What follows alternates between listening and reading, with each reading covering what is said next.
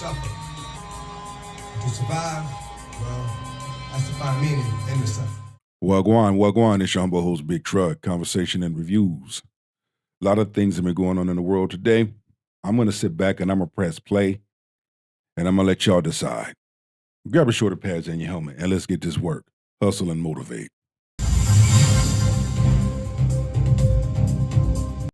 Quick opinion about the Charlie Kirk situation, man. I think something like this should never happen in our country. But content creators, man, you got to be paranoid at this particular point. We got into a time where content creators, we make money on these platforms. We become a target. And I've been moving very in a paranoid manner because I know there's some crazy people out there. There's some fanatics, and people take what we say and they take it to heart. And we cannot control that. What we can control is protecting ourselves at all time. And you got to understand that when you move in public and you get off the internet and you get in a public setting, people can reach you and they can touch you. So you got to move a little bit differently when you're out there. You could talk that noise on the internet, but you got some sycophants out here that really can't control their emotions. And we have power. All right. We're changing the world, delivering our message. So not only that, but I'm going to raise the bar. When you walk in your anointing, you're targeted. When you have not sold your soul to the things of this world, you're a target. When you don't move how everybody else moves, you don't live how everybody else lives, you are a target. You got to know how to move, ladies and gentlemen. You have to know when to move, when to sit, when to speak, when to bridle your tongue. You have to be strategic in all that you do and say. I operate accordingly. I tell people around me, I'm paranoid because, I have to lock doors and I have to have alarm systems and I have to have, surveillance systems and live in gated communities and live way out where people can't find me as easy. And once they do, they're going to have to deal with something. And I also really selective of all the public appearances that I make. I would love to have meetups. I would love to speak in public a lot more. But as you can see, sycophants, crazy people for exercising your right to freedom of speech. And they're going to exercise their right for 2A. And boom. Now that my channel is growing, there's going to be speaking gatherings, which I don't mind going to speaker gatherings. I'm just cautious about which ones I attend and ones I don't attend. When it comes to being on people's podcasts, can't be on everybody's podcast. I'm taking these notes.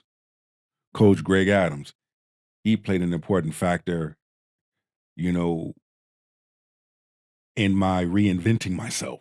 What's, if you agree with him or not, absolutely tragic in our country that we could see a man murdered right in front of us on camera. I'm sad that I'm even watching the video, but content creators, protect your neck. Content creators, continue to be careful. Keep your eyes on the swivel at all times.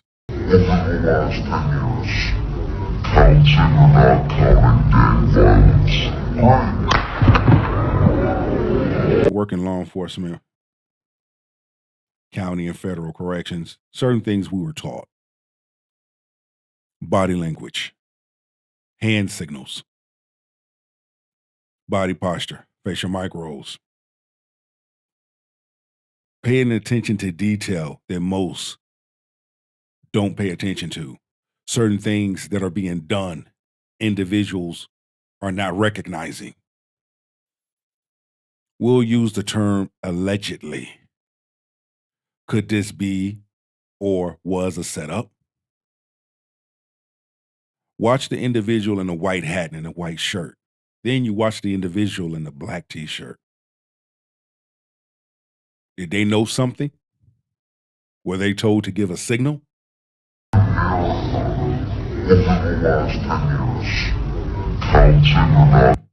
Right there. Look at that hand.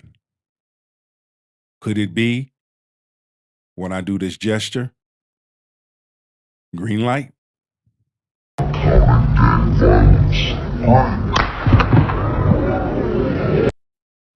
Let me know what y'all think. It sounds suspicious, don't it? Sounds suspicious, don't it? Sounds suspicious, don't it? So I just saw a video of a B-Dub, of course, of all people, saying that black men's obsession with Charlie Kirk is weird.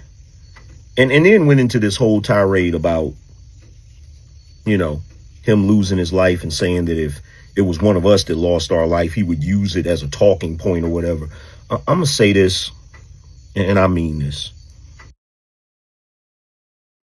Before he goes in and says what he has to say, I got mad love and respect for Angry Man. You played a part and factor in my growing, me reinventing myself.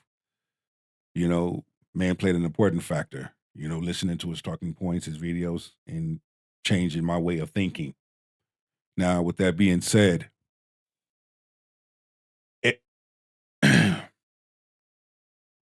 Kevin Samuels passed. I remember having 2 conversations with Kevin Samuels. Folk paraded that. Okay? Certain deaths, folk are parading. That's the nastiest, disgusting shit ever. I wouldn't wish death on nobody, not even my worst enemy. If you've done wrong and you know that you've done wrong, Elohim gonna come see you. I have nothing to do with that. That's between you and him, you and your God. I don't know what has happened to black people over the past 20 years, but when someone passes away for whatever reason, even if you disagree with them, I was always taught you don't speak ill of the dead. I was always taught that you respect the dead. Why you people, my people, have become some of the most demonic, some of the most hateful people walking the globe. Those people. Because I'm going to tell you, what happened if it was you? You're out here celebrating Charlie Kirk dying. And you're not doing it because he's white. You celebrated when Kobe died. You celebrated when Kevin Samuels died. You're just a miserable, hateful group of people. And it's disgusting. People are going to expose who they are. They're going to let you know who they are and how they really feel about you. Thank you What a gift so from God. much. Yeah. She truly is. She is the biggest blessing. Hi, I'm Andrea. It's so lovely to meet you. I'm really grateful that you came out to our campus. Something that kind of has me like on the fence of whether or not I go kind of like full blown more like conservative or moderate is just seeing how Give it up. That is a gift from the Lord, everybody. That is just beautiful. When it comes to debates, he's always spot on. Number 2, he's a family man. Could it be that he's not a racist? Some things he says can be taken out of context and can be looked at that? I don't know. But one thing I do know is that respect the dead. Don't disrespect. Thank you. But something that like I've seen and just reading things from like Candace Owens and seeing how like welfare has like really like destroyed like the family unit. I see that, you know, we're starting to save a lot of money from things such as like Doge and what they're doing to minimize government. But do you think that some of that money should go back to maybe like reforming the way that welfare is done to help poor families who do want to kind of pursue that American dream? Great question. The number one objective of any social welfare program should be how do we keep the family together and put dads back in the family. Yes. That is the number one priority. I believe it's not highlighted enough to have the fathers in the home. Don't you know that if you check your state, each state is different. But if you check your state legislation laws or your state's federal funding, they have programs for couples, for married couples. Like literally. But it's not being available for the public. It's like you have to talk to someone or you have to research it. Certain things don't give you quick access to. But yeah, they do have funding for married couples. Because what happens is right now, what we're seeing, especially in the Black community, the label that deadbeat dads have. Now, there are some deadbeat dads out there, granted, just like there are some deadbeat moms out there, granted. But there are some good fathers and good mothers out there that don't get highlighted. We don't have to overthink it. Every number gets better for every community if dads are around. Every number gets worse when dads are not around. Unfortunately, in the black community, dads are the most absent of any community. About 2/3 of all black youth will be raised without a stable father around. And I know, it's crazy, right? And that little precious angel of yours deserves to have a father around. And for daughters and for sons, it's different things. For a daughter, that's a father figure to look up to say that is how a man should act, and someone that I ought to one day marry, someone that will protect me from a vicious world, and someone that makes me understand what strength and not brutality looks like, what justice but not revenge looks like. To have a father figure is a silent way of forming a child to be a mature citizen. And unfortunately, as we've removed dads from families, government has come in and has taken the place. So some people need help and they need social assistance. And you have some people that depend on that. They rather have government assistance than have a father in the home. Let's highlight that. All of that should be about incentivizing the dad staying around, not the dad leaving. Unfortunately, with welfare, you can get more money for single mother assistance. This is very true. And so right, you agree. We're actually subsidizing single motherhood more than we are subsidizing family formation. And so I'm glad to hear about the fatherhood initiative. And if I may speak to the men out there, you are a coward and a petulant child if you impregnate a woman and abandon her. You have a I agree. You a fucking dumbass if you do that. Okay? You need to be dealt with for doing that. That is not cool. That is not right at all. On the other hand, because in certain situations, we got to call it out too. We have to look at some of these types of men that a large number of these women are choosing. Why is she choosing that type of man? And then get mad when he does what he does. We call those type of men the Pookie and Ray Rays. But let's highlight this too. You got some good fathers out there. You got some good husbands out there that don't get their flowers. You have some good mothers out there. You have some good wives out there that don't get their flowers. Obligation to stay with the women of your choosing, hopefully in the confines of marriage. This idea that men can just abandon women and leave the consequences without any responsibility has been a catastrophe for our country. So that's my answer, and I'll say this. The Democrat Party does not talk about dads at all. The Republican Party, we are talking about how men need to be men again, in the home, take responsibility, provide for your family, and with strong families comes smaller government and a better country. It's not being talked about, but guess what?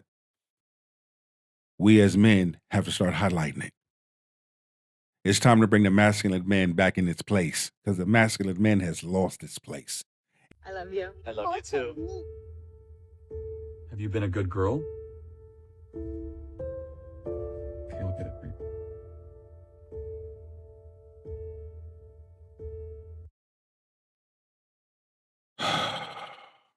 Maybe because I have a good heart. Maybe because I care. Maybe because I love to see fathers loving their children. Maybe because I love seeing husbands loving their wives and do amazing, good things for their household.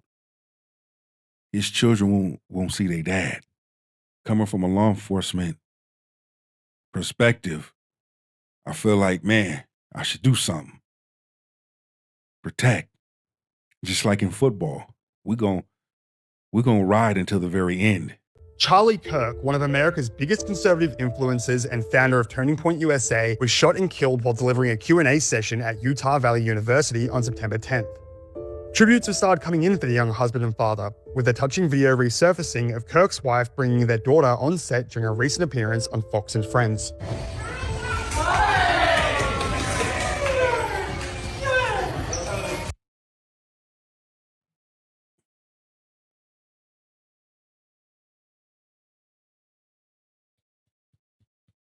I don't like to see good men get hurt nor taken advantage of. I don't like to see good women get hurt nor taken advantage of. I don't like to see good people in general get hurt nor taken advantage of. Okay, I'm gonna gather myself together. Let this thing play. Charlie Kirk, 31, and Erica Franceby, a 36-year-old entrepreneur and model, married in 2021. They have had 2 children together, a 16-month-old son and a 3-year-old daughter. Not much is known about them, with their faces obscured in photos. Erica's Instagram is filled with posts praising the debater and father, including videos of him and their children. Franceby shared on X, Psalm 46, verse 1. God is our refuge and strength, a very present help in trouble. Charlie Kirk was answering a question on gun violence and gun control, having his response cut short when a shot rang out, hitting him in the neck. Crowds quickly dispersed as those involved worked fast to get Charlie safe and to hospital, where he was labeled in critical condition. Allegedly, we'll use the term allegedly, that they've caught the person who did it, but that's not the right person. When a person does something, it's strategically planned. Everything has been eliminated and done. I look into things instead of looking at things. I've always been that type of person. I don't just go by what I see and go by hearsay. If certain things don't register, I want to know why. And I want to tap into it. When they expose the hidden, then they have to be eliminated. That goes for male and female. Don't matter who you are, what color you are. When you expose the truth, you are a target and you have to be eliminated. Things don't just happen. It's planned. Shout out to my man, Officer Tatum. He too played a part in my reinventing myself. Got nothing but love and respect for this brother. And those that follow him, that follow my channel, please reach out to him. Share this video. I want this video to go viral. I would love to go on his show. US President Donald Trump confirmed his death a short time later on Truth Social. No one understood or had the heart of the youth in the United States of America better than Charlie. He was loved and admired by all, especially me, and now he is no longer with us. Charlie Kirk tragically leaves behind his wife and 2 children, while the USA reels from yet another politically motivated attack. Nothing I say can unite us as a country. Nothing I can say right now can fix what is broken. Nothing I can say can bring back Charlie Kirk. Our hearts are broken. We mourn with his wife, his children, his family, his friends. You know, when you see something like that happen to somebody you love and your friend, man, the warrior police operator in me is like, I gotta go and protect him. I gotta go and eliminate the threat. I agree. Eliminating the threat. You know, and shout out to law enforcement. I got nothing but mad love for law enforcement. I got nothing but mad love for military. Because I have family in military. When I look at this, you know, there is a soft side. There is a soft side. There is that warrior side. There is that side of saying, okay, got to go in, got to protect. Doing executive protection. This is what we're up against. You know, and we have to be mindful. We have to be mindful in this season of our lives. You can't let any and everybody in your home. You can't let any and everybody come sit at the table and break bread and eat meals with you. And to not be able to do that, to sit and watch something happen outside of my control, it's just it eats away at me. And I pray to God that Charlie make it through this. And I'm going to pray for his family. I pray that his family, that Elohim covers them, covers the children, because they're going to need it. They're going to go through it. They're going to wonder why their daddy not home. They're going to wonder why when they wake up in the morning, daddy ain't there to greet them. When is daddy coming home from work? We all going to agree to disagree. But don't sit up there and throw shade on the dead. Come on now. Have common sense. That man is a husband and he's a father. And his family lost that. Go ahead and take us home, King. I can't believe somebody shot him at a campus. Over nothing. Over a conversation. And Charlie ain't even cussing people out or nothing.